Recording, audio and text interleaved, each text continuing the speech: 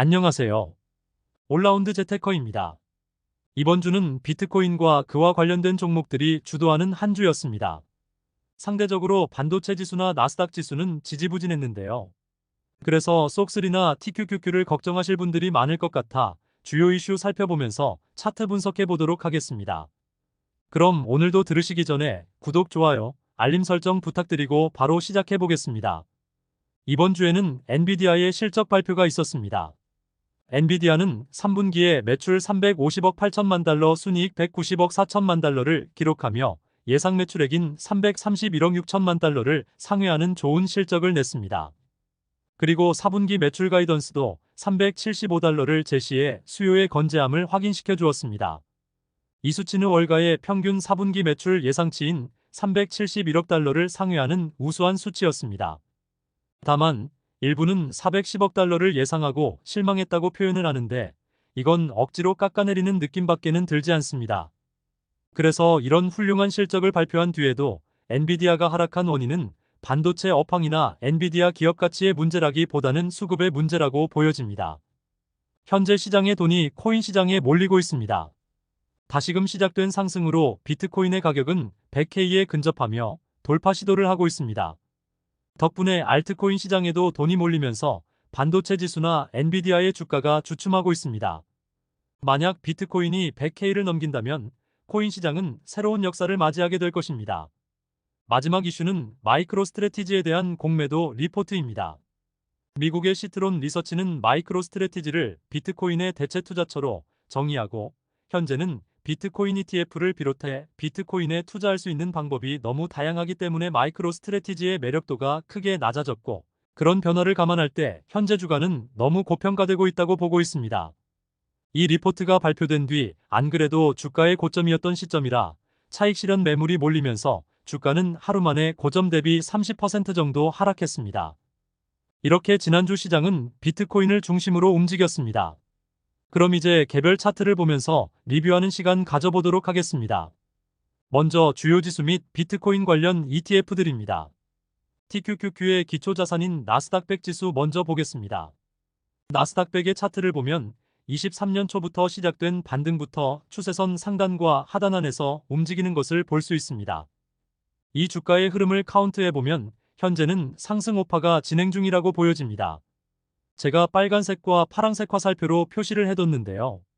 먼저 옆에 빨간색 그림을 보시면 지그재그로 상승과 하락을 반복하며 5번의 파동을 나타내는 것을 보실 수 있을 겁니다. 이를 엘리어트 파동이라고 부르는데요. 주가가 상승할 때는 5번의 파동을 거친다고 보는 것입니다. 각각을 상승 1파, 조정 2파, 상승 3파, 조정 4파, 상승 5파라고 부릅니다. 보통 상승 3파가 가장 길이가 길고 상승 1파와 5파는 길이가 비슷합니다. 그래서 현재 5파가 진행되어 있다고 봤을 때 1파의 상승 길이를 그대로 차트에 적용해보면 상승 5파의 끝은 23,000포인트 정도로 보여집니다. TQQQ는 나스닥 100 지수와 패턴이 동일합니다. 상승 5파 진행 중이며 추세선 하단에서 반등했습니다. TQQQ는 상승 1파의 길이를 감안하면 5파의 끝이 85달러를 가리킵니다. 전고점에서 쌍봉이 만들어지는 것인데요. 이때는 일단 차익 실현을 하고 시장의 방향을 살펴야 할 때인 것 같습니다. 다음은 쏙3입니다.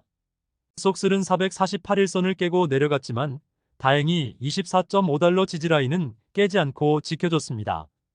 여기서부터 5% 이상 반등하며 상승으로 방향을 전환하였습니다.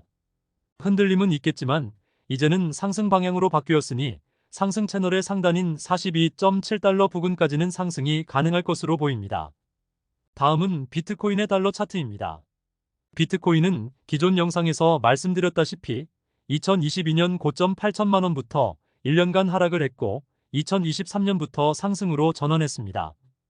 이따 하락과 상승의 모양은 전형적인 커비드 핸들 패턴으로 큰 상승이 오기 전의 모습이었습니다. 그래서 비트코인 ETF에 투자를 권해드렸던 것이고요. 현재는 그 패턴대로 큰 상승이 나타나고 있습니다.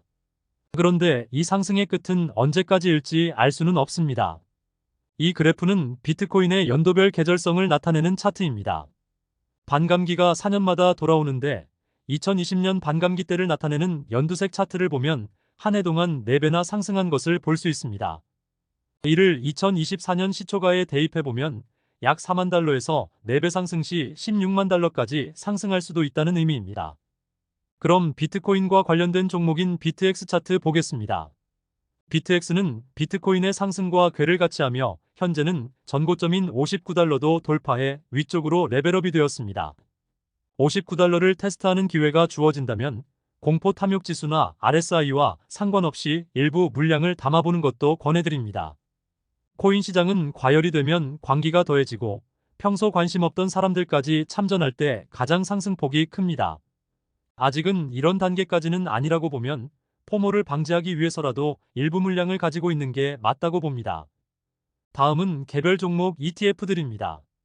오늘은 종목 개수를 좀 늘려서 6개의 종목을 이야기해 보려고 합니다. 먼저 TSLL입니다. 트럼프가 입각한 이후 벌써부터 테슬라의 유리한 정책들이 이야기되고 있습니다. 그 첫 번째는 자율주행 규제 완화입니다. 이 소식으로 테슬라는 급등을 했고 현재는 추세를 잘 살리면서 올라가고 있습니다. 테슬라는 자율주행을 사면 차를 준다는 우스갯소리가 있을 정도로 다른 자동차 제조사 대비 압도적인 FSD 성능을 가지고 있습니다. 따라서 전기차 보조금이 설사 폐지가 된다고 하더라도 가격 경쟁이 아닌 기술 경쟁으로 타 전기차 제조기업들을 압도할 것입니다.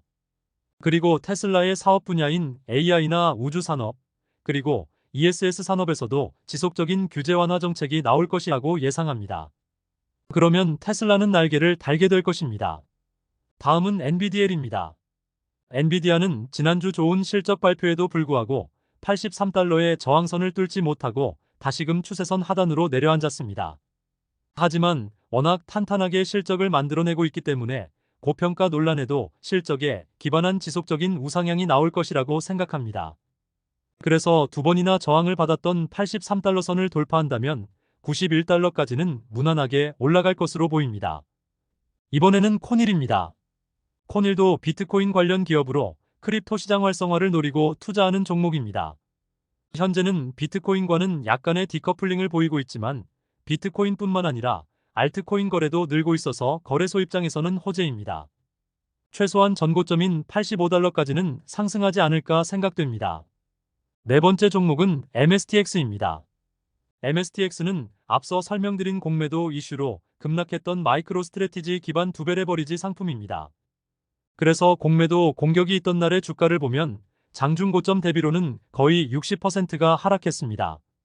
하지만 검정색 상승 채널을 그려보면 공매도를 통해 하락된 만큼은 추세를 벗어나는 과열 구간으로 보이며 다시 추세 하단으로 복귀시키는 정도의 영향이었습니다. 공매도의 긍정적인 영향으로 추세선 내에서 완만하게 우상향할 것으로 보입니다. 다섯 번째는 MSTY입니다. MSTY는 마이크로 스트래티지 기반 커버드 콜 월배당 상품인데요. 주가의 상승도 잘 되고 있어 요즘 각광받는 종목입니다. MSTY 역시 과열 구간에서 공매도의 공격으로 크게 하락했습니다. 하지만 매월 10% 이상의 배당금을 주고 있기 때문에 이런 하락은 매수 기회로 활용해야겠습니다. 마지막은 이더유입니다.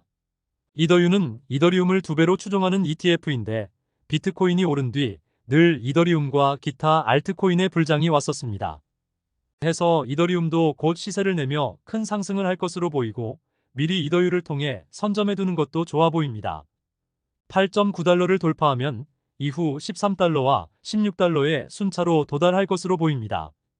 코인 시장에 돈이 몰리면서 반도체와 나스닥의 상승이 주춤하고 있습니다. 하지만 코인 시장의 상승이 과해지면 다시 스마트머니가 반도체 쪽으로 이동할 것입니다. 현재의 광기가 언제까지 갈지 모르니 일부 물량은 코인 쪽에 유지하면서 추후 올라갈 반도체나 나스닥 쪽에 집중하는 것이 현명해 보입니다. 그럼 오늘 영상은 여기까지 하겠습니다. 다음 영상에서 뵙겠습니다. 감사합니다.